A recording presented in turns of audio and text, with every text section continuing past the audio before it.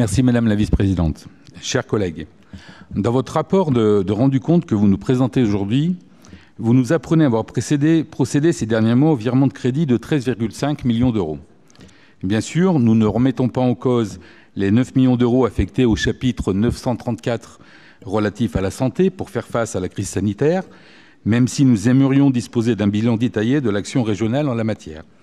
En revanche, 2 points attirent notre attention.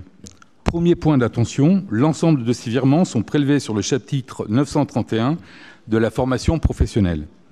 Sur votre précédent mandat, c'est 200 millions d'euros que vous avez supprimés sur la formation, probablement pour financer les 160 millions d'euros que vous aviez alors affectés sur la sécurité.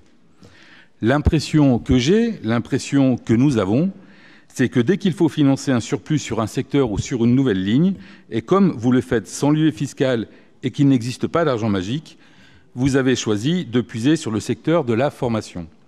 On sait pourtant, et quelle que soit notre obédience politique, du reste, l'importance de la formation, encore plus importante aujourd'hui que ce ne l'était hier et capitale demain.